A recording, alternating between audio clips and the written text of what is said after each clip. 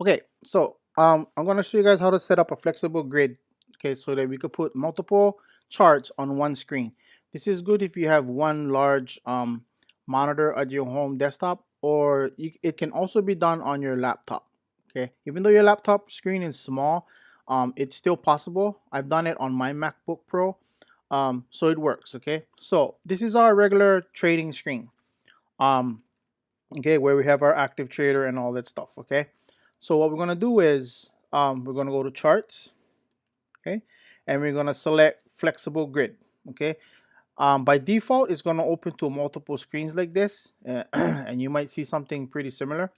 Okay, so what I want to do is I want to set up a main chart on the top here, and then the other three corresponding on the bottom, just so I could have one visual. Okay, so how we're gonna do that is I'm gonna eliminate this one and this one. That makes one big chart and then three still on the bottom.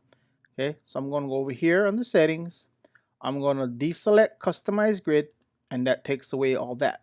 Okay, now what I'm gonna do is I'm gonna put my first chart that I want on top here. It's gonna be the E-mini. Okay, SIMP5. Okay, and then what I want to do is I want to put on my signals over here. Okay, so what I'm gonna do is I'm gonna put it to 512.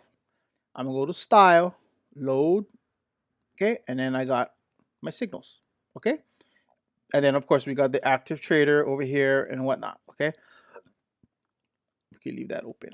Okay, so this is where we're gonna execute all our trades. Okay, now for the bottom.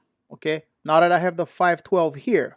Okay, so maybe I want to put the E-mini here, and I want to do the 233.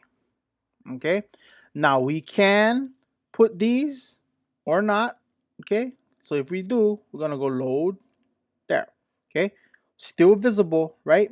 Now in order to move stuff over, we can click the hand tool right here, and then of course we can slide stuff left and right, okay, to see things better. Over here we got our counter over here, right, and over here we got our counter. Okay, now on this chart, okay, oh, we got the 512 here. I'm sorry, we're going to switch this one over here to the 233 there. Okay, then we got the 512 over here. Okay, so this one we can do. Okay, first you choose the E-mini. We can do the 1 minute. Okay, then we're going to put on all our indicators here. Okay, 1 minute right there. Okay, I can switch my join to the hand, so I can move it over so I could see, and I can draw my lines here. I could see where it's the breakout's going to be. Okay, and this one right here, well, what I like to do is there's several things I like to put on here. Sometimes I use a tick chart, sometimes I put the NASDAQ, sometimes I put the Dow. So what we're going to do is, let's just put the Dow mini right there.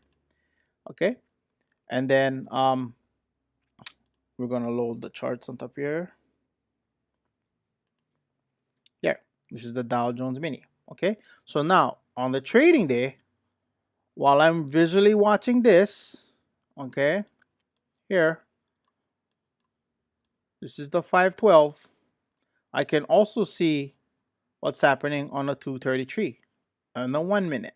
Okay, so right now, look, if we got greens on a 233, I got a green RSI, I got green here. Most likely than not, we can run this thing for at least one tick, right? Our one tick brackets. Okay, and then also cross-reference over here the 1 minute, and then of course where the Dow goes, because they're pretty relative what happens to each other. Okay, so this is how you will do a flexible grid. Okay, and this too, on another, if you have another monitor, okay, what you can do is you can detach it here, right? And it's actually on my other screen right now, but I'll drag back here. We can actually move it over to your second monitor. Okay, and with that being on your second monitor, this one you can go back to your main trading page. Okay, and that's how you would set up your flexible grid.